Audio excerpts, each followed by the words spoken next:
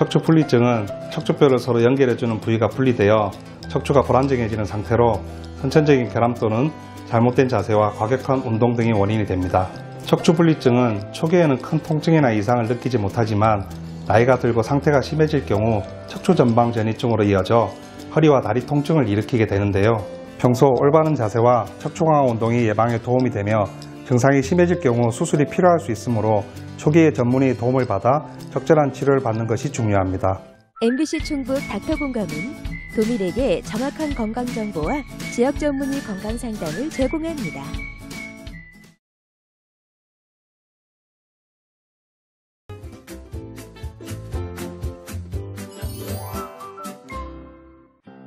안녕하세요. 저는 충주에 살고 있는 올해로 65살 여성입니다. 건강이라는 게 잃고 나면 안다더니 요즘 뼈저리게 느끼고 있어요. 1년 전 딸이 손주를 낳았고 무려 3달 동안이나 산후조리를 도와줬어요. 그게 무리였던지 허리가 아프고 조금만 걸어도 다리가 아프더라고요. 처음에는 단순한 통증이라고 생각해서 집에서 온찜질만 했습니다. 그런데 그것도 잠시, 시간이 지나면 다시 아파지는 일이 반복됐죠. 그렇게 6개월의 시간이 흘렀습니다. 이제는 허리는 물론 다리까지 찌릿찌릿 저리고 아파서 병원을 찾을 수밖에 없었죠. 의사 선생님은 엑스레이와 MRI 검사를 통해 척추관 협착증이라고 진단하면서 왜 이제 왔냐고 나무라셨어요. 저도 쉬면 낫겠지 했던 지난 날을 후회하고 있습니다. 저의 일상생활을 위협하는 척추관 협착증, 건강한 부티뷰티에서 확실하게 알려주세요. 네, 자 허리 통증에다가 다리까지 찌릿찌릿하다. 네. 이런 거 아마 경험하신 분들이 꽤 적지 않게 있으실 겁니다. 예. 오늘은 정형외과 신재명 원장님과 함께요. 저희가 척추관 협착증에 대해서 이야기 나눠보도록 하겠습니다. 네. 안녕하세요. 안녕하세요, 반갑습니다. 반갑습니다. 네, 자 저희가 오늘 척추하면 이제 보통 이제 등의 뼈, 등뼈 하니까 지금 등뼈, 돼지. 드시는 거 생각하시죠? 드시는. 네, 돼지만 등뼈가 있는 게 아니라 우리 사람도 다 등뼈가 있잖아요. 근데 저희가 흔히 척추는 얘기를 많이 하는데 네. 척추관 협착증, 척추관이라는 표현을 많이 안 써서 이게 일단 어떤 질환인지 좀 잠깐 얘기를 해주시죠. 네, 척추관 협착증은 허리 디스크와 더불어 대표적인 척추 질환입니다. 네. 척추관 협착증에 대해서 알아보시기 전에 먼저 척추관이 무엇인지에 대해서 알아보셔야 될 텐데요. 네네. 경추, 즉 목에서부터 꼬리뼈로 이어지는 전추까지 허리 뒤쪽의 공간이라고 보시면 되고요. 이 공간으로는 척수라는 자율신경이 지나가게 됩니다. 네네. 여러 가지 원인에 의해서 이 공간이 좁아지게 되는 퇴행성 질환을 척추관 협착증이라고 합니다. 퇴행성 질환이군요. 네, 방금 이제 퇴행성 질환을 말씀해 주셨는데 네. 그럼 척추관 협착증은 어떻게 노년층에서만 좀 나타나나요? 네, 주로 50대에서 60대 이상에서 발생하는 질환이 맞습니다. 나이가 들면서 피부의 탄력이 떨어지듯이 척추뼈를 감싸고 있는 인대가 두꺼워지게 되면서 척추관 속에 신경이 눌리게 되는데요. 네.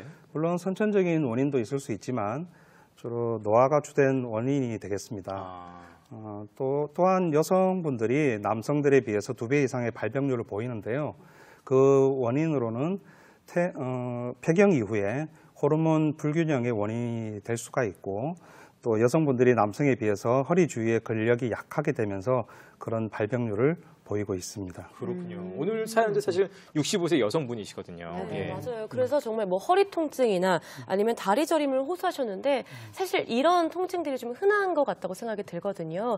이 척추관 협착증이 생기면 어떤 증상이 좀 나타나나요? 네, 다리가 당기거나 저린 증상으로 봐서는 대표적인 허리 디스크 증상과 비슷합니다. 네. 하지만 척추관 협착증은 허리에 무지근한 통증이나 뻣뻣함 그리고 엉덩이나 항문 쪽으로 콕콕 찌르는 통증과 더불어 다리 쪽에 감각자나 근력자 등등의 증상이 나타나는 게 일반적입니다. 네. 그리고 일상적인 생활을 했을 때 증상이 좀 심해지고 좀 안정을 취했을 때 증상이 소실되는 전형적인 양상을 보이게 됩니다. 네. 지금 이제 말씀하시면서 허리 디스크랑 조금 일반적인 증상이 비슷하다는 말씀도 해주셨고 사실 우리 같은 일반인들은 허리 하면은 뭐 아는 게 허리 디스크 정도까지밖에 없으니까요. 혹시 허리 디스크하고 이게 어떤 차이를 보이나요? 더 좀 설명해 네, 주시죠. 척추관 협착증은 예. 허리를 뒤로 젖혔을 경우에 더 통증이 심해지는 양상을 보입니다. 아, 그래요? 그리고 새우등처럼 앞으로 구부렸을 경우에 통증이 소실되는 양상을 보이는데요. 그것은 뒤로 허리를 젖혔을 경우에 척추관이 좁아져 신경이 눌리게 되고 예. 앞으로 구부렸을 때는 척추관 공간을 확보하게 되면서 그런 통증이 소실되는 양상을 보입니다. 허리 디스크 같은 경우는 이와 반대로 허리를 뒤로 젖혔을 경우에 통증이 소실되는 증상을 보이고요. 네. 앞으로 구부렸을 때 오히려 더 통증이 더 심해집니다. 그리고 그리고 아주 딱 네, 그리고 차이가 누워 계실 때 나는군요. 다리를 들어올리는 진단 방법으로 두 질환을 구별할 수가 있는데요. 네. 허리 디스크 같은 경우는 누운 자세에서 다리를 들어올릴 경우 돌출된 디스크가 신경을 더욱 압박하게 돼서 통증이 심해지는 반면에 예. 척추관 협착증은 그 반대 양상을 보이게 됩니다. 그렇군요. 그러니까 허리를 한번 이렇게 젖혀 보시면은 네. 여기서 이제 아프냐 안 아프냐에 따라서 협착증인지 허리 디스크인지 조금 이제 아실 수 있을 것 같아요. 판단하실 수 있을 것 같습니다. 그런데 이 척추관 협착증도 뭐 증상이 없는 경우가 있다고 하던데요. 진짜 그런가요? 네, 척추관 협착증은 그 퇴행에 의한 만성 질환이기 때문에 네네. 일시적으로 증상이 소실되는 경우도 있습니다.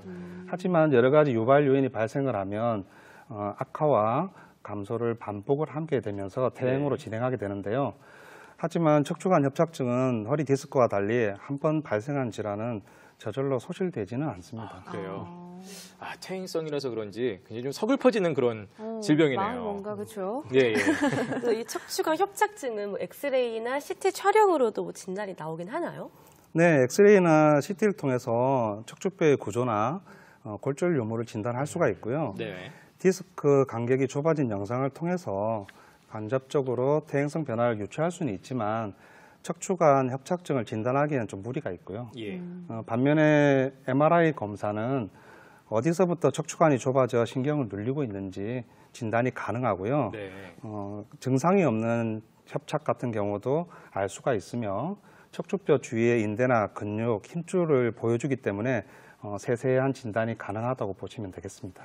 역시 제일 정확하게 바로 알 수 있는 건 MRI 네, 네. 검사를 통해서. 자, 척추관 협착증에 대해서 저희가 좀 살펴보고 있습니다.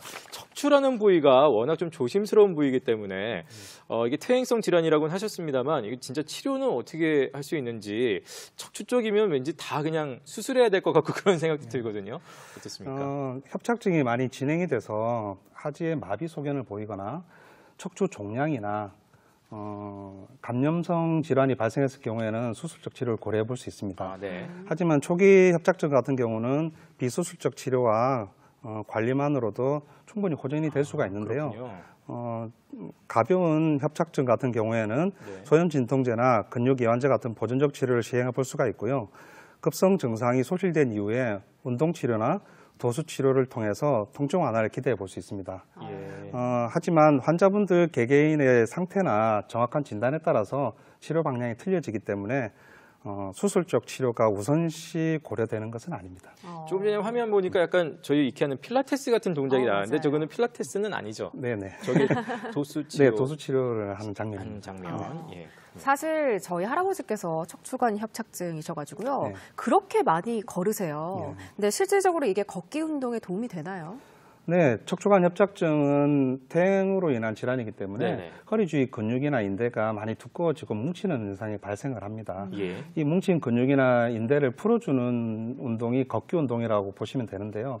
걷기 운동은 또한 그 허리 근육에 무리를 주지 않으면서 네네.